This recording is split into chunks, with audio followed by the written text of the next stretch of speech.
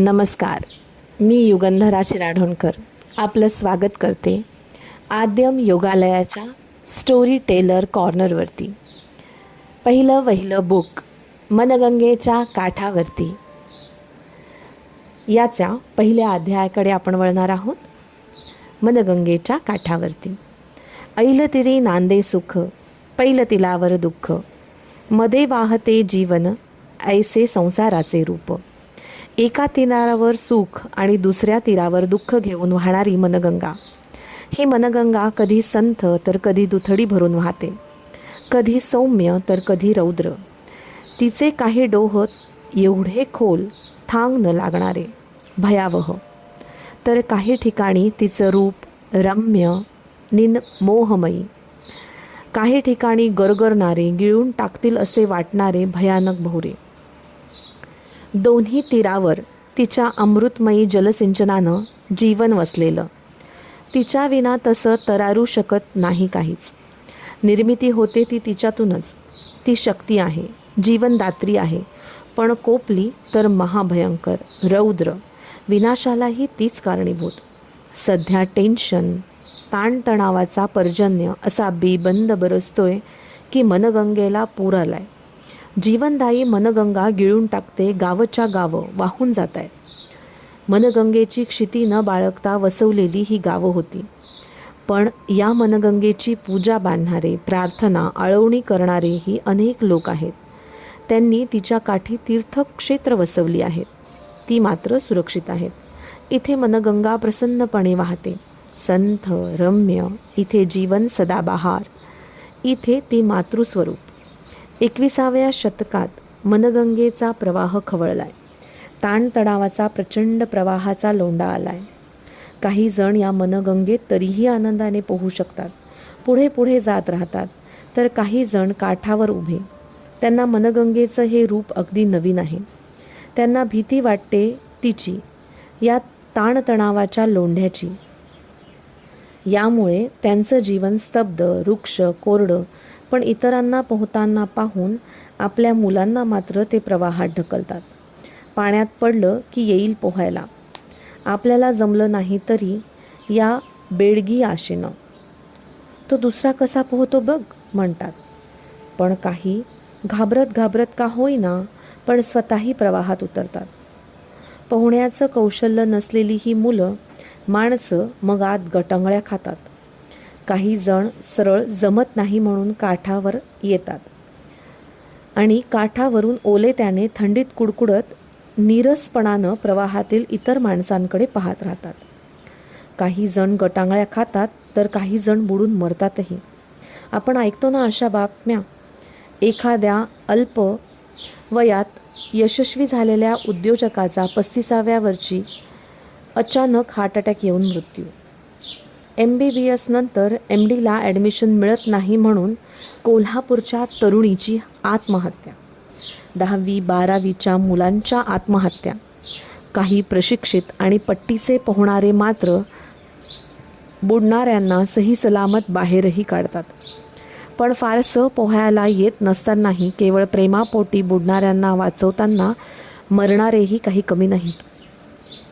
पहा, ठाण्याच्या शर्मा नावाच्या 8वीत शिकणाऱ्या मुलाने अभ्यासावरून किटकिट करते म्हणून भडकून जाऊन आपल्या आईचाच खून केला. पोहण्याचं प्रशिक्षण नाही, पण प्रवाहात पडावं लागतं म्हणून असं घडतं.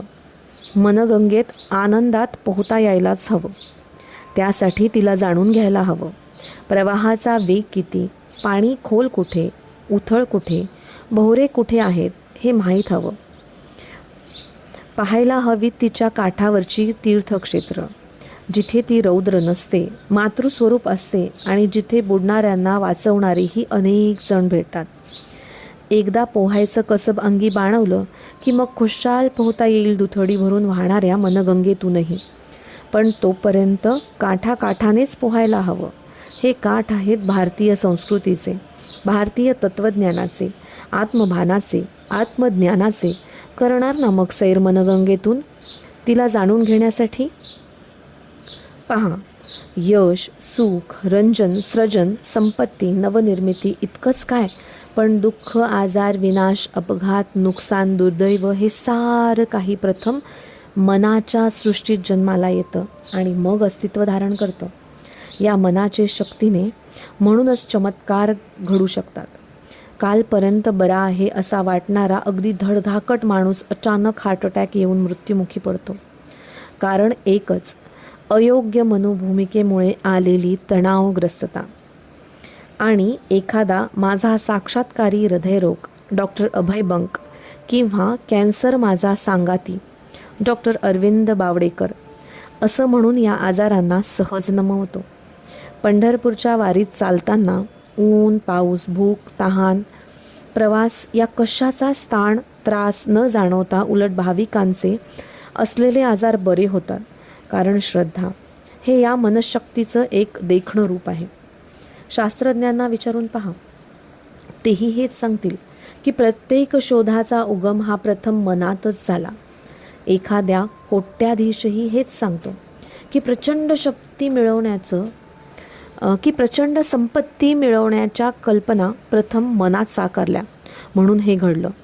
अध्यात्मशक्तीनं संत महात्मे चमत्कार घडवून आणू शकतात. अध्यात्मशक्ती हे या मनोबलाचंच विराट अतिप्रगत रूप. आपल्या आयुष्यात घडणाऱ्या घटना, निर्माण झालेली होणारी परिस्थिती, आपल्या सहवासात येणारी माणसं, आपलं नशीब, सुदैव या साऱ्याच गोष्टींना आपलं मन जबाबदार असतं. उद्योगधंद्यातील नुकसान, पती-पत्नींचे दुरावलेले संबंध किंवा अतिमहत्वाकांक्षा, परीक्षेची भीती असा कोणताही ताण किंवा दुःख लक्षात घ्या, याचा उगम अविवेकी, अयोग्य विचारातच असतो. अर्थात यातून निर्माण होणाऱ्या शारीरिक आजारांना किंवा परिस्थितीलाही हेच विचार कारणीभूत. अनेक जण चिंता, भीती, राग, तिरस्कार, संशय, मत्सर या नकारार्थी भावनांच्या अडथळ्यांमुळे मनाची अगाध अचाट शक्ती यशस्वी, सुखी, निरोगी होण्यासाठी वापरू शकत नाहीत. उलट व्यसनाधीन आणि व्याधीग्रस्तच होतात. म्हणून आरोग्य जपण्यासाठी व आत्मविकासासाठीही प्रथम मनी मानसी बदलायला हवं. या ओढळ मनावर रंग, संगीत, गंध, लैंगिक प्रेरणा, संमोहन, पंचमहाभूत, आहार, जीव, रासायनिक द्रव्य यांचा परिणाम होतो. योग साधना, रेकी, ध्यान, प्राणायाम, व्यायाम इतकंच काय, पण पिरॅमिड, शंकूंसारख्या रचना, वास्तू तसेच दिशा, काल, गती यांचा तसेच वातावरणाचा, ऋतूंचा परिणाम होतो. बॅच फ्लॉवर रेमेडीज किंवा पुष्प औषधी, होमिओपॅथी या औषधी विज्ञानांमध्ये तर मनाचे अनेक रंग चित्रित केलेले आढळतात. आधुनिक वैद्यकशास्त्रानं तणाव प्रक्रिया, त्याचे शरीरावर होणारे परिणाम, जीव रासायनिक क्रिया, मानसशास्त्र या विषयांवर खोल संशोधन केलं आहे. आहाराचा आणि मनाचा संबंध तर अनन्यसाधारण आहे, जो आयुर्वेदात, गीतेत वर्णिला आहे. मनोभूमिकेत कोणता आणि कसा बदल करायचा याचं तंत्रमंत्र समजल्यावर लोकांचं आयुष्य बदलून गेलं आहे. अशा अनेक पद्धतींचा अभ्यास जीवन घडवण्यासाठी उपकारक ठरतो. तत्वज्ञान, अध्यात्म, अनाकलनीय वाटणारे चमत्कार, संत महात्म्यांना प्राप्त सिद्धी, अतींद्रिय विद्या यांचा परिणाम जीवनावर झालेला आपल्याला दिसून येतो. कारण त्यांचा संबंध मनाशी आहे. नकारात्मकतेचा निचरा आवश्यक. आपलं शरीर हा आपल्या मनस्थितीचा, अंतर्यामीचा, विचारांचा, विश्वासाचा, समजुतीचा आरसा असतो. आपल्या शरीरातील प्रत्येक आजार आपणच निर्माण करतो. कारण आपल्याला शरीराची पेशी न पेशी ही तुमच्या प्रत्येक विचाराला, अगदी बोललेल्या प्रत्येक शब्दाला मनातल्या मनात देखील प्रतिक्रिया दर्शवत असतं. 90 ते 95% प्रसंगी तरी विशिष्ट आजारांमागे विशिष्ट मनस्थिती असल्याचा पडताळा येतो. कॅन्सर, हृदयरोग, त्वचारोग यासारखे आजार देखील दृश्य स्वरूप धारण करण्याआधी खूप काळ त्या व्यक्तीच्या मनात त्यांनी मूळ धरलेलं असतं. विशिष्ट नकारात्मक विचार, चुकीची आत्मप्रतिमा, जीवनातील घटना, समस्या यांना अविवेकी, अयोग्य प्रतिक्रिया असं काहीतरी यामागे खूप पूर्वीपासून दडलेलं असतं. हळूहळू आजार दिसू लागतो. या नकारात्मक विचारांना पद्धतशीरपणे निचरा केल्यास उपचारांना दाद न देणारे हटवादी आजार देखील आश्चर्यकारकरित्या लवकर पळ काढतात. मनशक्तीच सर्व काही. भारतीय अध्यात्म असं मानतं की तुमच्या जीवनातील प्रत्येक वस्तू, व्यक्ती, परिस्थिती ही तुमचं मनच आकर्षित करतं. या मनाच्या शक्तीनं म्हणूनच चमत्कार घडू शकतात. जे नको ते टाळता येतं, जे हवं ते मिळवता येतं. मग ते व्यक्ती, वस्तू, परिस्थिती, स्वगुण यापैकी काहीही असो. अर्थात जीवनातून दुःख, दुर्दैव हद्दपार करण्यासाठी, समस्यातून मार्ग काढण्यासाठी, आपली स्वप्न प्रत्यक्षात आणण्यासाठी, रोगमुक्त होण्यासाठी आपल्याला मनशक्ती आणि केवळ मनशक्तीच उपयुक्त ठरू शकते. कारण आजही तुम्ही जे काही आहात, तुमच्याकडे जे काही आहे किंवा नाही ते मनशक्तीमुळेच.